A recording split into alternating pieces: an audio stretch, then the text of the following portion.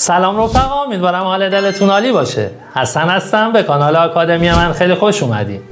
بالاخره بعد از مدت‌ها چشم انتظاری نسخه استیبل یا پایدار وانیوی 7 رو برای گوشی‌های S24 اولترا هم توی ایران دریافت کردیم و امیدوارم به زودی برای همه گوشی‌هایی که سامسونگ وعده داده بود این آپدیت بزرگ و هیجان انگیز ارائه بشه تا بتونید از امکاناتش لذت ببرید. همونطور که الان داریم می‌بینیم میتونید از منوی ستینگتون و از گزینه سافت‌ور آپدیت این آپدیت بزرگ رو که حدوداً حجمش 5.5 گیگابایت هست و دانلود کنید و از امکاناتی که داره لذت ببرید و حتما تا انتهای این ویدیو همراه من باشین تا با ویژگی‌ها و ترفندهای این آپدیت بزرگ آشناتون کنم و بتونید از تک تک امکاناتش لذت ببرید. از کنترل‌های جدید قفل صفحه گرفته تا سفارشی کردن تنظیمات سریع، گزینه‌های جدید برای دوربین و ارتقای دیوانه کننده ویژت‌ها و موارد دیگر. میخوام همه چیز رو درباره وانیوی 7 بهتون نشون بدم و خیلی سریع بریم استارت کار رو با هم دیگه بزنیم.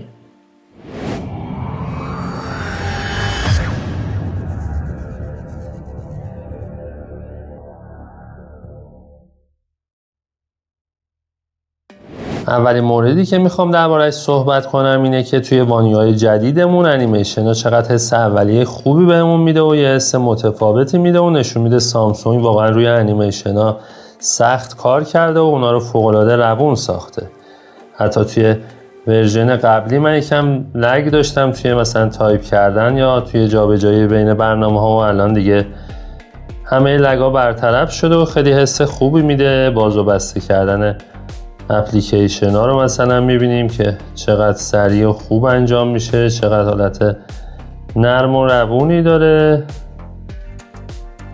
توی برنامه های اخیرمون هم بریم. حالا اینجا من یکم سایز رو کوچیک کردم ولی میبینیم که انیمیشنش یه حالت متفاوتی داره و از اون سادگی خارج شده و خیلی نرم و روون کار میکنه. پنل دسترسی سریعمون هم که خیلی نرم و روون کار میکنه و حالا متفاوت شده نسبت به نسخه 6.1 اندروید و جلوتر کامل بهتون توضیح میدم. و اگه توی ستینگمون هم برم اینجا اگه وارد یکی از این منوها بشم میبینیم که ترانزیشنی که هست تغییر کرده. قبلا از بالا به پایین بود و الان از کنار صفحه برای ما ترانزیشن ها رو انجام میده و همونطور که دیدین یه ظاهر شاداب و با تراوت با انیمیشن های خیلی نرم و روون داریم که حالا جلوتر هم بیشتر بهتون توضیح میدم.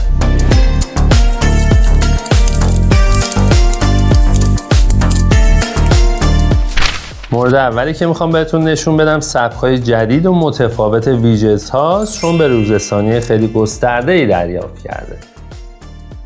اگه روی صفحه اصلیتون یه ضربه بزنین و نگه دارین از قسمت پایین میتونین به ویجت هامون دسترسی پیدا کنیم و همونطور که میبینین اینجا یه تنوع خیلی بالایی از ویجت ها رو داریم که بر اساس برنامه‌ای که روی گوشیتون هم دارین حالا ممکنه اینا کم یا زیاد بشه و اگه وارد هر کدوم از دسته‌بندیام بشیم میبینیم که خیلی طرح‌های متنوع‌تری رو در اختیار ما قرار میده. هر کدوم از این دسته‌بندیام چند تا دسته‌بندی داخلش هست و شکل‌های متفاوتی هم اینجا داریم. مثلا همین دیجیتال کلاک رو اگه من اضافه کنم میبینیم که 4 تا حالت هست. روی اد میزنم اینجا برامون اضافه میکنه و اگه تغییر سایزش بدم میبینیم بر اساس اون تغییر سایزی که میدیم اتوماتیک اونو برای ما درستش میکنه. من اگه کوچیکش کنم میبینیم خودش آداپته میکنه و اونو یه حالتی به روز رسانی میکنه بر اساس اون سایزی که داریم و یه امکان خیلی جالبیه که توی اکثر ویجت هامون داریم. به راحتی میتونیم روش ضربه بزنیم. از قسمت ستینگ میتونیم تنظیماتش رو تغییر بدیم، میتونیم بک‌گراندش رو برداریم و از اینجا مچ فون ستینگ اگه باشه حالت لایت و دارک و بر اساس اون لایت یا دارکی که تنظیمات گوشیتون هست اتوماتیک ست میکنه یا حالا خودتون میتونید لایت و دارک رو بزنین و اینجا 3 تا حالت شفافیت داره که میتونید هر کدوم که دوست داشتین تنظیم کنین و اونو سیو کنین و این ویجتتون رو اینجا داشته باشین. میتونید انگشتتون رو روش نگه دارین و از قسمت ریموو اونو ریموو کنین و یه امکان خیلی جالبی هم که داره کریت استیک هست که میتونین اونو با یه ویجت دیگه ادغام کنین که توی یه جای کمی به دو تا ویجت دسترسی داشته باشیم. مثلا من روی این حالت میزنم و میبینیم که الان میتونیم بینشون به راحتی سواب کنیم و اینم یه امکان خیلی جالبی هست که حتی میتونیم چندین تا مورد رو اینجا اضافه یا کم کنیم. میتونیم اونا رو کم کنیم یا اگه روی این به علاوه بزنیم میتونیم 3 تا ویجت رو داشته باشیم که یه امکان خیلی فوق العاده ایه که میتونین از اینجا استفاده کنیم. همونطور که میبینید الان اینجا 3 تا ویجت هست، میتونم به راحتی بینش سواب کنم و حالا اگه دوست نداشتینم میتونین این روش نگه داریم و از اینجا روی ریموو آل بزنین و همشون رو پاک کنیم. یه گزینه کاملا جدید دیگه ای هم که من خیلی توی این ویجت ها دوستش داشتم بهتون نشون میدم. توی قسمت ویجت هامون میریم توی قسمت گالری و از اینجا مثلا من یکی از اینا رو اد میکنم. اگه روش ضربه بزنیم اینجا میتونیم بر اساس حالا شرایطی که میخوایم از یه آلبوم باشه یه استوری باشه، حالا من روی یه ایمیج تنها میزنم. از قسمت گالریمون یه عکسی رو انتخاب میکنیم و اگه روی دام بزنم میبینیم که اونو اینجا برامون آورد. خیلی حالت جذابی داره. میتونم انگشتم رو روش نگه دارم و اینجا اگه تغییر سایز بدم میبینیم که حالتهای مختلفی رو بهمون نشون میده که خودش میتونه خیلی جذاب باشه. این الان یه شیپ خیلی جالبه، روش ضربه میزنم و از قسمت ستینگ میتونم اینجا حالت شیپش هم عوض کنم که یه امکان خیلی جالبیه که میتونیم صفحمون رو خیلی سفارشی سازی و قشنگ کنیم. اگه بخت بذاریم میتونید خیلی حالتهای مختلفی اینجا داشته باشین و از این ویجت هایی که بهتون داده میتونین کمال استفاده رو ببرین. این حالت تغییر سایز و این شیپی که بود و تقریبا توی همه ویجت ها میتونیم بهش دسترسی داشته باشیم و ازش استفاده کنیم و مخصوص این ایمیجمون نیست و میتونین حالا حالتهای مختلفی اینجا ویجت هاتون رو چیدمان کنین و ازش لذت ببرین.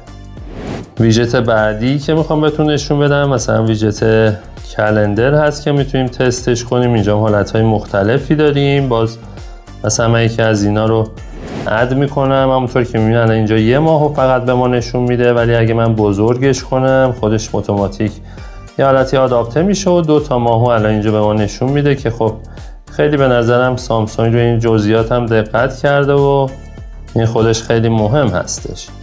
توی ویجت کلندرمون یه امکان خیلی جالبی داریم که یه حالت شمارش معکوس هست. میتونیم برای وقایع مهم یا حالا تولدایی که پیش روتون هست یا یه تاریخی که پیش روتون هست و خیلی مهم هست یه حالت شمارش معکوسی اینجا بذارین که توی صفحه اصلیتون باشه و در دسترستون باشه و همیشه بتونین اونو ببینین. من روش ضربه میزنم و از اینجا حالا میتونیم وقایعی که هست و مثلا من اسم خودم رو مینویسم و تاریخ تولد خودم رو اینجا اضافه میکنم، روی سیو میزنم و همونطور که میبینین 10 روز پیش تولد من بود و اینجا نشون میده و حالا اگه مثلا چند روزم مونده بود مینویسه 3 روز مونده که میتونین ازش استفاده کنین و اینجا مگه تغییر سایز بدیم میبینیم که اتوماتیک اونو برامون درستش میکنه.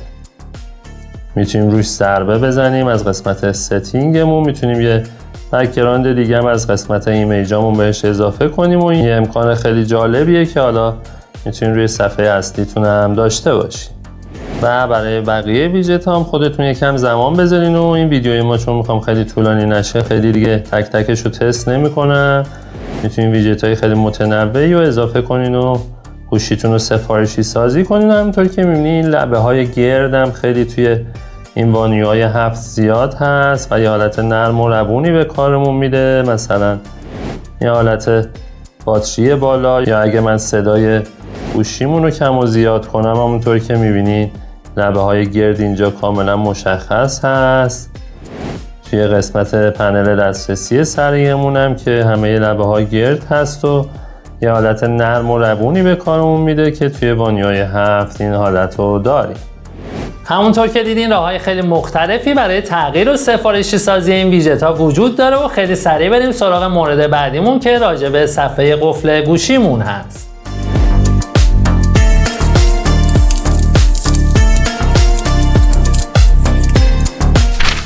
صفحه قفلمون هم به روز ثانیه‌های خیلی بزرگی داشته و خیلی سریع میخوام چند تاشو بهتون نشون بدم. خب من چند تا برنامه باز میکنم. اینجا صدا رو یکم کم کنم وارد موزیکمون میشیم و مثلا از اینجا یه موزیکی پلی میکنم. میرم تو قسمت ریکوردمون یه صدایی میزنم ضبط شو. از قسمت کلاکمونم مثلا میتونم یه تایمری اینجا ست کنم و حالا اگه صفحمون رو قفل کنیم میبینیم که یه قسمت کاملا جدیدی این پایین اضافه شده و همه فعالیت هایی که الان فعال هست و این پایین بهمون نشون میده و روی هر کدومش هم که بزنیم میتونیم بهش دسترسی داشته باشیم و اونو کنترلش کنیم. این قسمت رو بهش میگن نوبار که یه قسمت خیلی جدیدی هست که اضافه شده و چون قسمت پایین صفحمون هم هست دسترسی خیلی راحتی میتونیم با یه دست بهش داشته باشیم و مواردی که هست رو به راحتی میتونیم کنترل کنیم. توی صفحه قفلمون دقیقا مثل صفحه اصلیمون اگه من انگشتم رو نگه دارم و وارد صفحه قفلمون بشیم اینجا میتونیم یه سری ویژت هایی هم اضافه کنیم.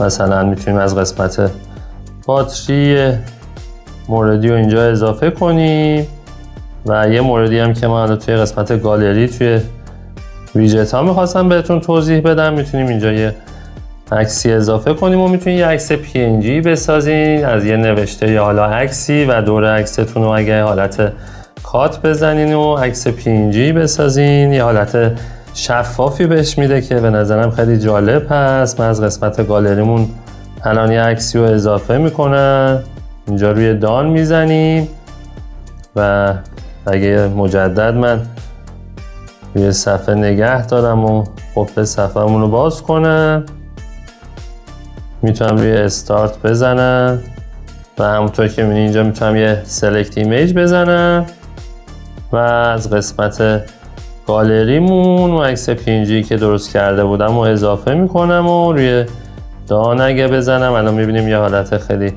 قشنگ و شفافی اینجا نوشتمون رو نشون میده که میتونید از این حالت هم استفاده کنید. من توی صفحه اصلیمونم اونو قرارش دادم و که میبینیم یه حالت جذاب و جالبی داره که میتونید از این مورد هم استفاده کنید. توی قسمت ساعتمون هم الان تغییرات خیلی خوبی اضافه کرده که بهتون نشون میدم. اولا اینکه یه دسترسی خیلی زیادی بهمون میده. قبلا فقط بالای صفحه میتونستیم اون رو جابجا کنیم و الان تقریبا همه جای صفحه میتونیم این ساعتمون رو قرار بدیم. بر اساس حالا اون بک‌گراندی که داریم میتونیم اون رو هر جایی قرارش بدیم. سایزش رو به راحتی میتونیم بزرگ و کوچیک کنیم و به راحتی میتونیم فونتش هم اینجا یه حالت بولد یا کلوفت یا نازکش کنین و از اعداد و ارقامی که اینجا هست فونت هایی که هست استفاده کنید. رنگش هم که اینجا میتونید تغییر بدین و استایل های خیلی جالبی هم اینجا داریم. میتونید از هر کدومش که خوشتون اومد اضافه کنیم. مثلا این دوتا حالت ساعتی که یکم متحرک هست و اینجا تنوع ساعت های خیلی زیادی بهمون نشون میده که مخصوص برنامه گودلاک هست که کامل توی ویدیویی قبلا توضیح داده بودم درباره برنامه گودلاک و لینکش رو الان بالای صفحه براتون قرار میدم و میتونید ببینین. حالا یه ویدیوی تکمیلی تری هم براش میذارم چون خیلی از مواردش آپدیت شده و میبینیم که خیلی تنوع بالای اینجا در دسترسمون قرار میده و ساعت‌های مختلفی اینجا میتونید شما بر اساس سلیقه‌ای که دارین انتخاب کنین و اونو به قسمت صفحه قفلتون اضافه کنین. چند تا گزینه هم این پایین داریم که گزینه اولمون ساجست هست که به نظرم خیلی خیلی جالب بود. میتونید ازش استفاده کنین و خودش یه پیشنهادهای خیلی فوق‌العاده‌ای بهتون میده. میبینیم که خیلی تصاویر قشنگی بهمون نشون میده. میتونیم روی ساجست گیم بزنیم و دوباره تصویرهای مختلفی رو بهمون پیشنهاد میده و هر کدومش رو که مورد علاقتون بود میتونید انتخاب کنین. روی اپلای بزنین و حالا از قسمت مثلا فریم ها میتونید فریمش رو خودتون تغییر بدین و روی هر موردی که بود میتونید انتخاب کنین و حالا خودتون هم سفارشی سازیش کنین و صفحه قفلتون رو یه جلوه خیلی قشنگتری بهش بدین. توی قسمت برنامه هم که چپ و راست تصویرمون هست امکانات خیلی بهتری رو در دسترسمون قرار میده. یه سری حالا اکشن های خودش اینجا اضافه کرده و تقریبا به همه اپلیکیشن هم دسترسی داریم. همونطور که می‌بینید حالت های سیاه سفید هست و اپلیکیشن های اصلی خود سامسونگ اگه اونا رو انتخاب کنین، اینجا مثلا وایس ریکوردمون یه حالت رنگی داره، ولی من که انتخابش میکنم میبینیم یه آیکون سیاه و سفید خیلی قشنگی اینجا برامون اضافه میکنه که این هم یه طراحی خیلی قشنگی از سامسونگ هست که میتونین ازشون استفاده کنین و به نظرم سامسونگ روی همه جزئیات توی این آپدیت دقت کرده. مورد بعدی که توی این صفحه قفلمون میبینم و گفتم اونم بهتون بگم این لاکستان هست که مخصوص برنامه گودلاک هست که گفتم ویدیوشو توی قسمت دیسکریپشن هم براتون میذارم و میتونید از اونجا ببینین. حالا خیلی امکانات بیشتری برای سفارشی سازی صفحه قفل بهمون میده که میتونین از اونها هم استفاده کنین. اگه دقت کنین تو صفحه قفلمون اینجا یه نتیجه فوتبالی هم داره نشون میده که توی قسمت نوبارمون هست و اینم برای علاقه‌مندان به فوتبال بگم چجوری میتونن اضافه کنن و نتایج تیم محبوبشون رو دنبال کنن. از قسمت ستینگمون من میرم توی گزینه لاک اسکرینن AOD و اینجا همونطور که میبینید قسمت نوبار رو داریم. من روش کلیک میکنم و گزینه اسپورت فرام گوگل هست که اگه من روش کلیک کنم اینجا میتونم اسپورت فرام گوگل ستینگ رو انتخاب کنم، وارد صفحه گوگل میشه و همونطور که میبینید حالا این تیمایی هست که من فالوشون کردم و نتایج رو بهمون مستقیم نشون میده به صورت آنلاین چند هستن و هر بازی بودش نوتیفیکیشنش توی قسمت نوبار بهمون نمایش داده میشه و همونطور که میبینید از تیمای ایرانی هم پشتیبانی میکنه. میتونید از این قسمت راحت تیمتون رو سرچ کنین و اونو پیدا کنین و اینجا اضافهش کنین و دیگه همیشه به صورت آنلاین نتایج تیم محبوبتون رو دنبال کنین که یه امکان فوق‌العاده‌ای هست، چون من معمولا خودم تایمای بازیارم یادم میره و وقتی میبینم نوتیفیکیشنش میاد اینجا میتونم استفاده کنم و نتیجه ها رو همیشه داشته باشم. توی قسمت نوبارمون همونطور که میبینیم این اپلیکیشن ها رو پشتیبانی میکنه. حالا میتونید اونا رو حذف کنین که توی قسمت نوبار بهتون نشون داده بشه یا نه. شما میتونید از اینجا قسمت لایو نوتیفیکیشن ها یا اون قسمت نوبارتون هم مدیریت کنید. حالا میتونید حالتهای متنوع‌تری رو توی صفحه قفلتون داشته باشین و الان کافیه وارد هوم اسکرین یا صفحه اصلیتون بشین و انگشتتون رو به سمت پایین بکشین و میبینین با یه پنل دسترسی سریع کاملا جدیدی روبرو میشین که دارای ویژگی‌های خیلی عالی هست.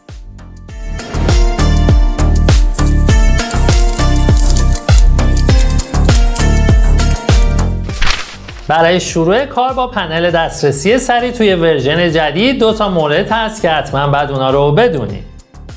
ما الان اگر از سمت راست صفحمون رو به پایین بکشیم قسمت پنل دسترسی سریعمون رو در اختیارمون قرار میده و اگر از سمت چپ صفحمون رو به پایین بکشیم قسمت نوتیفیکیشن ها رو توی این آپدیت جدید بهمون نشون میده که 2 حالت جدایی هست همونطور که دیدید و به نظرم خیلی جالب شد که این 2 رو از هم جدا کرد و اگه حالا این حالت رو شما احیانا دوست نداشتین به راحتی هم میتونین اینجا الان بینشون سواب کنین و اگه حالا دوست نداشتین و میخواستیم اون حالت قبلی رو داشته باشین به راحتی میتونین روی این مدادی که هست کلیک کنین، روی پنل ستینگ اگه بزنین میتونین به راحتی اونا رو توگیدر کنین که قسمت نوتیفیکیشن ها و پنل دسترسی سریعتون رو با هم نشون بده و مثل حالت ورژن‌های قبلی بشه. ولی به نظرم این حالت خیلی جذاب بود که از 2 حالت بتونین اونا رو جدا داشته باشین، در اختیارتون قرار میده و یکم شاید اولش سخت باشه ولی خودم خیلی از این جدا کردن پنل ها لذت بردم. حالا اگه دست چپ و راستم هستین میتونین اینجا به راحتی اونا رو جابجاشون کنین که پنل رو بیاره سمت چپ یا راست یا حالا برعکس راست به چپ. همونطور که می‌بینید قسمت مدیریت اینجا هم خیلی تغییرات جالبی کرده، به راحتی میتونیم اونا رو جابجاش کنیم که سامسونگ به همه این موارد هم دقت کرده و میتونیم سفارشی سازی رو انجام بدیم. از قسمت ادیت پنل دسترسی سریعمون هم اینجا میتونیم همه مواردی که هست و حالا خیلی از موارد هم جدیدن اضافه شده رو به راحتی به پنل دسترسی سریعمون اضافه کنیم یا اینکه میتونیم اونا رو حذف کنیم و حالا چیدمانی که خودتون میخواین رو میتونید اینجا انتخاب کنیم. حتی پنل دسترسی سریعمون رو میتونیم کوچیک کنیم. الان همونطور که میبینید اینجا یه مورد هست، اگه من روی دام بزنم میبینیم که اینجا فقط یه ردیف رو بهمون نشون میده یا اینکه میتونیم پنل دسترسی سریع خیلی با جزئیاتی داشته باشیم و همونطور که می‌بینی الان پنل دسترسی سریع و اینجا برامون با کلی امکانات نشون میده و به راحتی میتونید شما از قسمت ادیتی که دارین اونا رو مدیریت کنید. حالا من اینجا رو روی 3 مورد قرار میدم، روی دان میزنم و همونطور که میبینی اینجا میتونیم نور صفحه‌مون رو کم و زیاد کنیم، حالت سایلنت و ویبره و اینجا میتونیم اعمال کنیم. اگرم روی این بخش صدا مثلا نگه داریم میتونید تنظیمات بیشتری رو داشته باشین، روی قسمت نورم همینطور و کامل میتونید این قسمت رو خودتون مدیریت کنید. یه مورد جدیدی هم که اینجا اضافه کرده با یه گرافیک خیلی جالبی که من لذت بردم ازش، قسمت نیربی دیوایس هست و میبینیم که دستگاه هایی که نزدیک گوشیمون هست الان این دوتا بادز رو داره بهمون با یه گرافیک خیلی جالبی نشون میده. مثلا میتونم من بادز تریمون رو الان با یه حرکت قشنگ به گوشیمون وصل کنم که یه گرافیک خیلی قشنگی داره. الان درصد باتری رو نوشت گلکسی بادز پرو و به همین راحتی هم دوباره میتونم کانکشنش رو قطع کنم تا از گوشیمون قطع بشه و اینم یه امکان جالب و قشنگیه که سامسونگ اینجا اضافه کرده. و حالا میتونید یه پنل دسترسی سریع خیلی ساده داشته باشین یا اینکه میتونید یه پنل دسترسی سریع با کلی جزئیات داشته باشین و خیلی سریع بریم ببینیم توی قسمت هوم اسکرینمون چه تغییراتی داشتیم.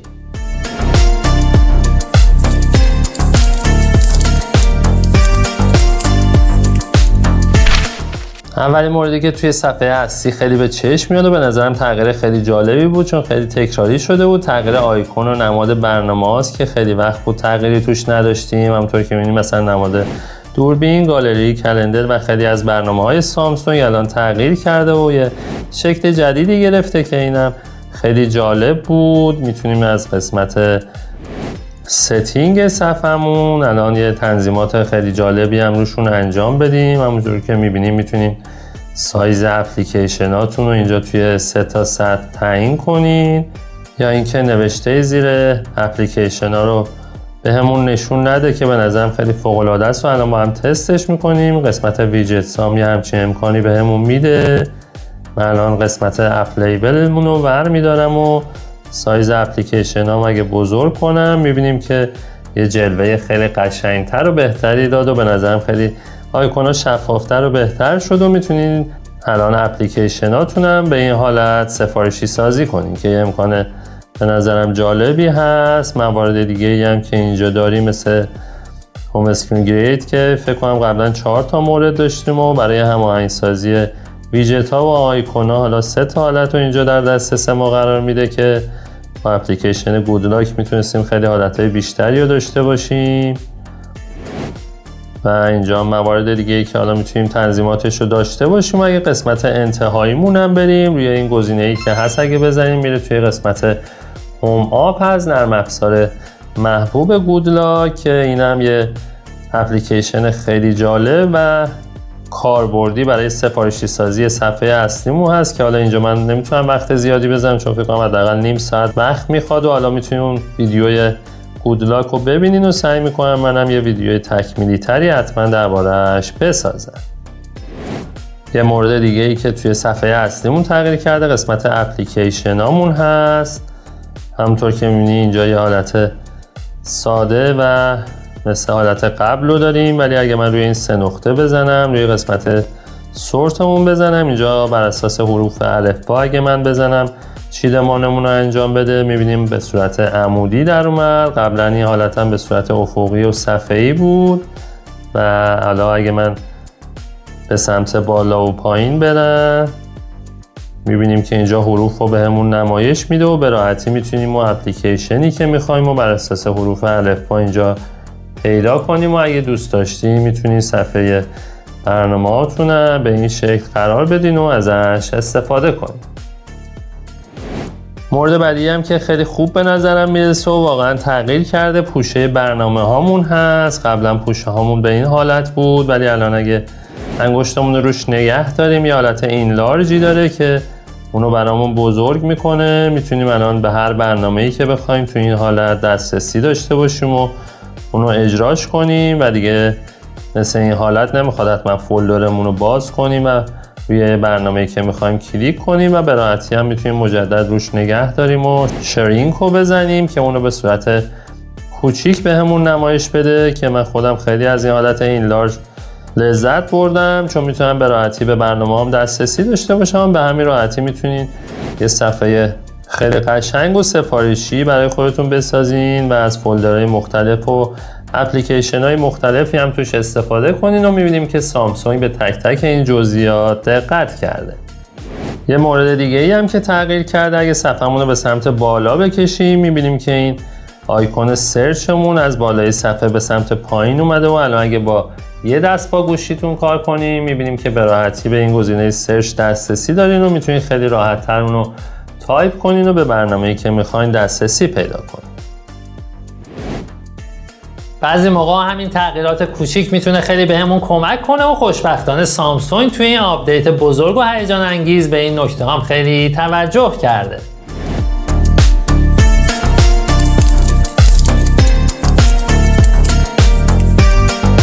اگر جایی بودین و یه آهنگی داشتین میشنیدین و ازش خوشتون اومده بود ولی نمیدونستین اسم اون آهنگ چیه، الان به راحتی سامسونگ گزینه اینجا در اختیارمون قرار داده و میتونیم با استفاده از این گزینه سانگ سرچی که اینجا هست اون موزیک رو پیدا کنیم. حالا اینجا بر اساس قوانین یوتیوب من نمیتونم آهنگی پخش کنم، ولی با استفاده از این ابزار الان میتونیم به راحتی اون آهنگی که هست رو پیدا کنیم. حالا بر اساس اون صدایی که من داشتم اینجا چند تا موزیک هم برامون پیدا کرد که به نظرم خیلی جالب هست و اگه این گزینم اینجا شما نمیدیدید به راحتی میتونیم از این قسمت ادیتمون این ساین سرچ احتمالا این پایین هست و میتونین اونو با یه درگ ساده به این قسمت پنل دسترسی سریع اضافه کنین و ازش استفاده کنین.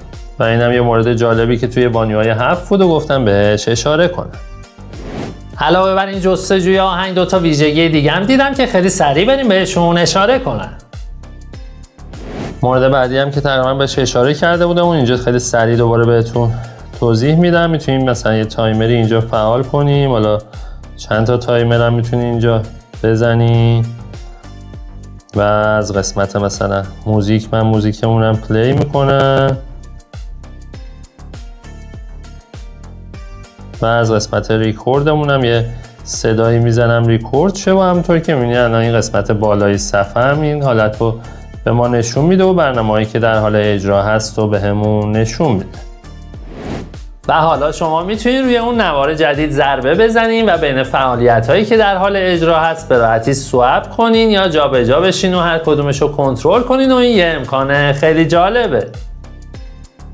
اگه وارد برنامه ساعتمون بشم و توی قسمت الارمامون اینجا میتونیم یه امکان جدیدی داشته باشیم. اگه مثلا من چند تا از این الارمامون رو انتخاب کنم، حالا مربوط به ورزش و بدنسازی هست، یه گزینه جدید و جالبی اینجا داریم به اسم گروپ که میتونیم اونا رو توی گروپی قرار بدیم. حالا مثلا اسمش هم همین من میذارم باشه و اینجا میبینیم که توی گروپ 1 اونا رو برامون قرار داد. میتونیم اینجوری قسمت الارمامون رو خیلی مدیریت بهتری کنیم و از این به هم ریختگی درش بیاریم. و حالا اگه مثلا مسافرتی رفته بودیم یا جایی رفته بودیم و حالا برنامه‌های ورزشیمون کنسل میشد، به راحتی میتونیم همشون رو خاموش کنیم و بعد اینکه از مسافرت هم برگشتیم همشون رو روشن کنیم و به این صورت میتونیم این قسمت الارمامون هم مدیریت خیلی بهتری داشته باشیم.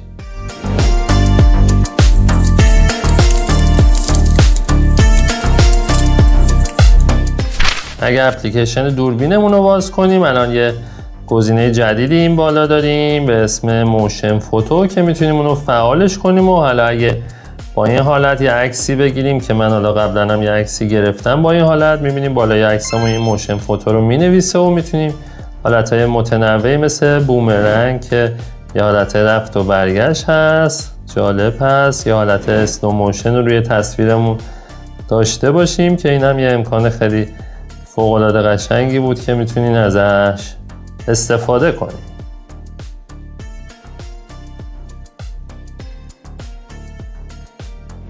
برای دیدن تغییر جالب بعدی کافیه وارد ستینگمون بشیم، از قسمت نوتیفیکیشنامون وارد استاتوس بار میشیم و اینجا کافیه گزینه شو باتری پرسنتج رو فعالش کنیم و همونطور که میبینیم اینجا درصد باتری رو برامون نوشت که نسبت به نسخه قبلی متفاوت هست و اگه صفحمون هم قفل کنیم اینجا بهمون نشونش میده که یه حالت متفاوت داره و میشه گفت الان خیلی نایس. مورد بعدیمون هم اگه وارد ستینگمون بشیم، روی این آیکون سرچمون بزنیم و کیبوردمون رو کوچیک کنیم، می‌بینیم اینجا تاپیکس های خیلی متنوعی رو بهمون نشون میده، دسته‌بندی خیلی متنوعی که حالا هر کدومش رو فکر می‌کنیم احتیاج داشتیم میتونیم روش بزنیم، مثلا گلکسی ای آی یا هوش مصنوعی و اینجا همه مواردی که توی گوشیمون درباره هوش مصنوعی هست و بهمون نشون میده و میتونیم بهشون دسترسی داشته باشیم و حالا تنظیماتش رو اینجا مدیریت کنیم. تغییر جالب بعدی که به نظرم خیلی تکراری شده بود و خیلی برام جالب بود که سامسونگ به این نکته هم توجه کرده، گرافیک موقع شارژ کردن گوشیمون هست که حالا اینجا من یه نکته‌ای هم بهتون بگم. 3 تا آداپتور مختلف آوردم. آداپتور 15 واتی رو اول به گوشیمون وصل میکنم، همونطور که می‌بینید شکلش فرق کرد و یه رنگ تقریبا سبز رنگی داره، فست شارژ نوشت، اونو درش میارم. آداپتور 25 واتمون رو وصل میکنم به گوشیمون، رنگ تقریبا آبی و فیروزه‌ای داره، سوپر فست شارژ نوشت. و اگه آداپتور 45 واتمون رو به گوشی وصل کنم میبینیم که رنگ آبی آسمونی تقریبا داره و سوپر فست شارژ 2 نوشت و از اینجا هم میتونین مدل آداپتورتون رو تقریبا تشخیص بدین و هم گرافیک این برنامه شارژ شدن گوشیمون تغییر کرده. حالا میتونید اپلیکیشن های خیلی متنوعی بریزین که این مدل شارژ شدن گوشی رو خیلی تنوع بیشتری بدین، ولی بالاخره سامسونگ هم این انیمیشن رو تغییر داد. حالا بریم سراغ دوربین که چند تا آپگرید خیلی جدید دریافت کرده.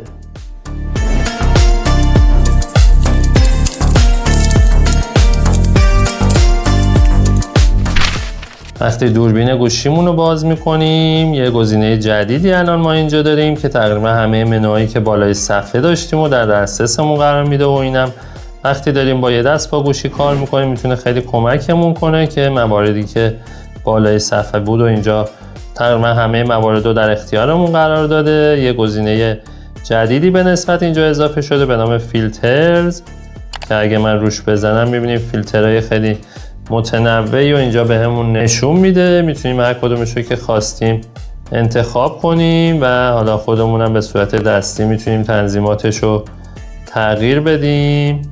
اینجا من مثلا همه موارد رو تغییر میدم و اگر روی این ویو اورجینالی که هست بزنیم میبینیم که تصویر اصلی رو بهمون نشون میده. حالا اینجا خیلی تصویرمون مشخص نیست و اگه بردارم تغییراتی که داده بودیم رو بهمون نشون میده و میتونین اینجا کاملا مقایسه کنین که فیلتر چه تأثیری روی عکستون داشته. و اگه به عقب هم برم میتونیم از این گزینه آخری که بهمون میده و مربوط به برنامه گلکسی استورمون هست خیلی فیلترهای جذاب و جالب دیگری هم دانلود کنیم و ازش استفاده کنیم.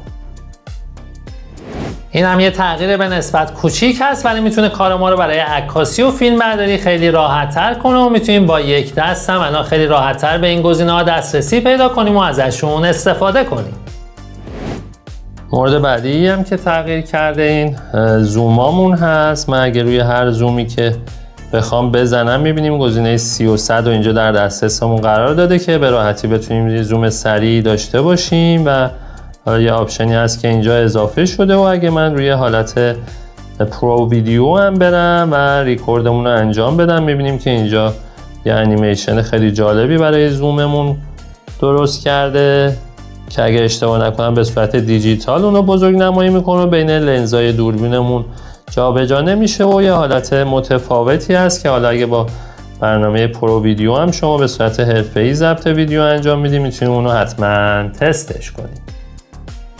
یه به‌روزرسانی جالب دیگه هم که من بهش برخوردم اگه وارد این منو بشیم و توی تنظیمات نوردهیمون مثلا من نور صفحه و عکسمون رو زیاد میکنم روی 1.5 یا 1.4 قرارش میدم و اگه از برنامه دوربینمون خارج بشیم و مجدد وارد برنامه دوربینمون بشیم همونطور که میبینید یه حالتی انگار روی اون نوردهیمون قفل شده و روی همون عدد مونده که اینم یه موردی بود که گفتم بهش اشاره کنم.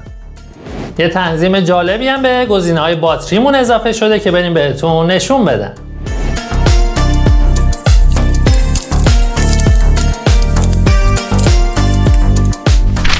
حالا میریم وارد ستینگمون میشیم و از گزینه باتریمون اینجا یه گزینه باتری پروتکشن داشتیم که کاملا قبلا دربارش توضیح دادم. میتونیم اونو فعالش کنیم. 3 حالت مختلف داشتیم که توی این اندروید جدیدمون توی قسمت مکسیمومش یه امکان جدیدی بهمون میده. قبلا فقط روی 1% میتونستیم اینجا رو قرار بدیم، ولی الان توی 4 لول اینو بهمون امکان میده که تغییرش بدیم. من معمولا خودم روی 95% میذارم و وقتی شارژ گوشیمون به 95% رسید اتوماتیک شارژ گوشیمون رو قطع میکنه. روی 95% من میذارم چون حد اکثر استفاده رو بتونم از باتریم داشته باشم و اگر روی این حالت بزنیم اتوماتیک روی 95% شارژ گوشیتون قطع میشه که میتونه از باتریتون محافظت کنه و طول عمر باتریتون رو یه جورایی افزایش بده.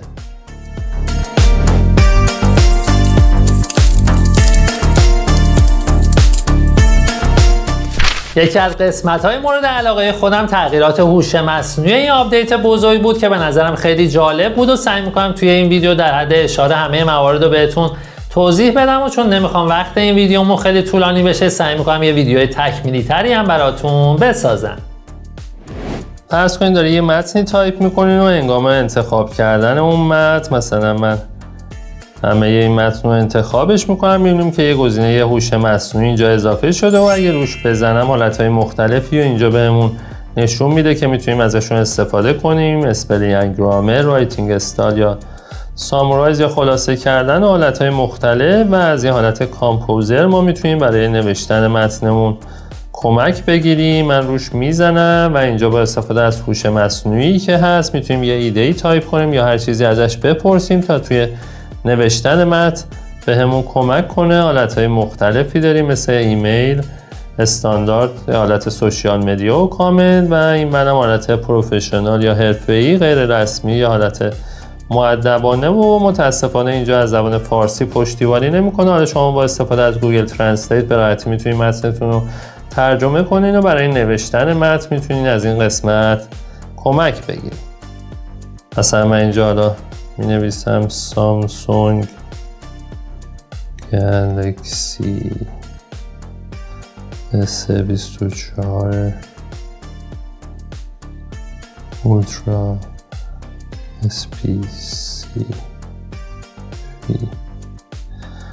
SPCیفیکیشنز یا مشخصات گلکسی S24 اولترا و اگه اینجا روی جنریت بزنم توی نوشتن این ایمیل الان به ما کمک میکنه و میبینیم که یه ایمیل خیلی قشنگی برای ما نوشت. میتونیم اونو اینزرتش کنیم و حالا شما میتونین همین متن رو کپی کنین توی گوگل ترنسلیت و ویرایشش کنین به زبان فارسی و اونو برای دوستتون یا شرکتتون یا هر موردی بود ارسال کنین. این مورد رو قبلا توی صفحه کلید سامسونگ من کامل توضیح داده بودم و الان اینجا به راحتی میتونیم ازش کمک بگیریم. روی همه برنامه هم تقریبا کار میکنه و یه جوری توی تولید محتوا خیلی کارمون رو راحت تر میکنه. مورد بعدیمون وقتی داریم یه متنی تایپ میکنیم روی ایموجی هامون هست که اگه من بزنم اینجا میبینیم یه آیکون هوش مصنوعی اضافه شده و اگه روش من ضربه بزنم میتونیم یه ایموجی خیلی جالبی خودمون یا استیکر جالبی خودمون طراحی کنیم. کافیه روی این مثبتی که هست من ضربه بزنم و اینجا یه دستیار طراحی بسیار فوق‌العاده بهمون میده که میتونیم یه تصویری رو اینجا توصیف کنیم و یه استیکری بسازیم و به هر برنامه‌ای که میخوایم ارسالش کنیم. یه هوش مصنوعی عالی برای ساخت استیکر هست. مثلا من اینجا مینویسم بلو فلاورز، برای اینکه حالا ساده باشه. حالتهای مختلفی داره، مثلا روی حالت 3D ایموجی میزنم و اگه روی جنریت بزنیم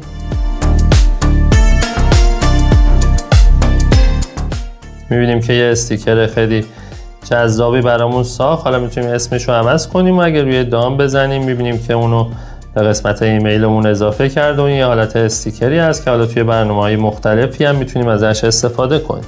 الان اگه من مجدد اینجا روی ایموجی بزنم میبینیم که به قسمت استیکرامون هم اضافه شد و میتونید خودتون یه تنوع قشنگی از استیکرها اینجا طراحی کنین و بسازین و توی همه برنامه هم ازش استفاده کنین.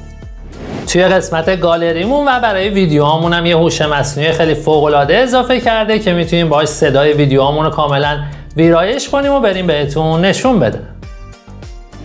توی اپلیکیشن گالریمونم اگه مثلا ما یه ویدیویی انتخاب کنیم، یکی از ویدیوهای خودم رو مثلا انتخاب کردم، یه گزینه هوش مصنوعی جدیدی به عنوان اودیو ایریزر اضافه شده که یه امکان خیلی جالبی بهمون میده. بر اساس اون ویدیویی که داریم میتونید کاملا قسمت صداتون رو مدیریت کنید.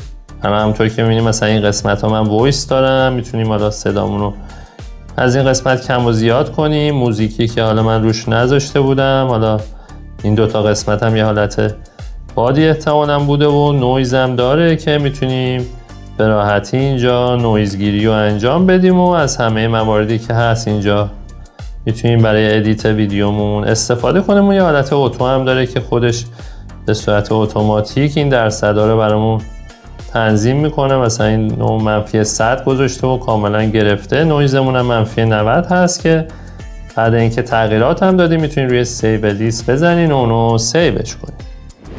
توی پنل کنار صفحمون هم یه گزینه اضافه شده به نام AI Select که اگه یادتون باشه قبلا اسمارت سلکت بود و یه ویدیویی هم من دربارش ساخته بودم و کامل دربارش توضیح داده بودم. اگه اونو انتخابش کنیم به راحتی میتونیم هر جایی از صفحه مثلا یه دایره‌ای بکشیم اونو انتخابش کنیم. حالا اینجا ما میبینیم که یه متنایی هم من توش دارم، قسمت تکستمون هم فعال هست، میتونیم به راحتی تکستمون رو جدا کنیم و مواردی که هست و کامل در اختیارمون قرار میده. میتونیم مثلا کات کنیم، پین کنیم، کپی کنیم، شیر کنیم و سیو کنیم و از مواردی که هست میتونیم کاملا استفاده کنیم.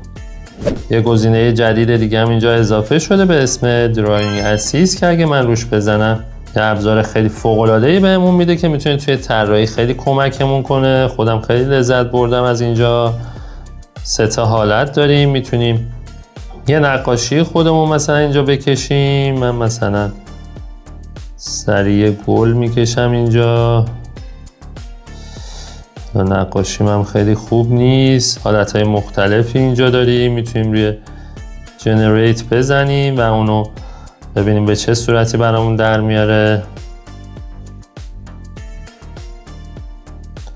میبینیم که یه طرح خیلی قشنگی برامون درست کرد. حالا مثلا میتونیم روی 3D کارتون هم بزنیم ببینیم به چه صورتی این گلمون رو در میاره.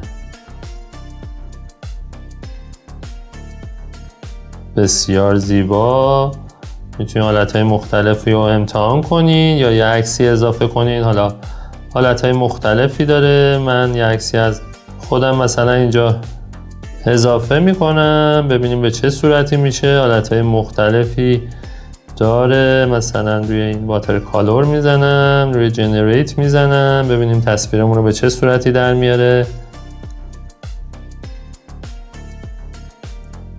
میتونید از همه این موارد استفاده کنین و حالا حالتهای مختلفی که هست و شما باش توی طراحی اون موردی که میخواین ازش کمک بگیرید.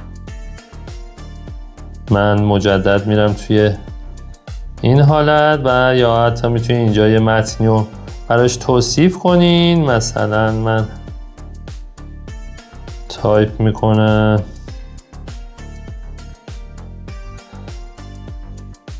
یه جنگل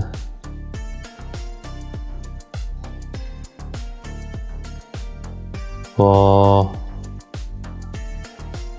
آسمان آبی حالا مثلا، و اگه روی جنریت بزنم یه تصویری رو بر اساس اون پرامپتی که نوشتیم اینجا برامون خلق میکنه. حالا حالتهای مختلفی هم اینجا میتونین دوباره شما اعمال کنین و تصویری که میخواین و به راحتی از این قسمت بسازین که اینم یه هوش مصنوعی خیلی فوق‌العاده‌ای بود که سامسونگ اینجا اضافه کرده و میتونین برای طراحیاتون کامل ازش کمک بگیرید. مورد بعدی وقتی برنامه اینترنت خود سامسونگ رو باز میکنیم یه گزینه هوش مصنوعی هم اینجا اضافه شده که یه گزینه جدیدی اینجا داریم به عنوان ریتایل سلاود که اگه روش بزنیم میبینیم که متن رو به صورت خلاصه برامون در میاره متن اون صفحه رو و برامون یه حالتی میخونه که اینجا میتونین از این قابلیت جدید هوش مصنوعی هم که توی براوزر سامسونگ هست استفاده کنید. خب اینم از این ویدیومون که مدت زمانش یکم طولانی شد و من سعی کردم همه نکات اصلی که میشد و توی این ویدیو بهتون نشون بدم و حالا اگه طرفاً یا یه نکته خاصی بود که توی این ویدیو جا نشده بود سعی میکنم تو ویدیوهای بعدی حتما بهشون اشاره کنم.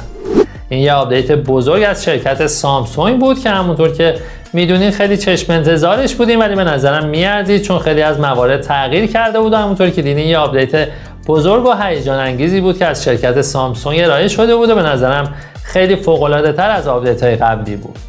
حتما توی قسمت کامنت ها بهم بگین از کدوم ویژگی خوشتون اومد و اینکه توی کدوم کشور هستین، چه گوشی دارین و آیا این آپدیت بزرگ و هیجان انگیز رو دریافت کردین یا نه.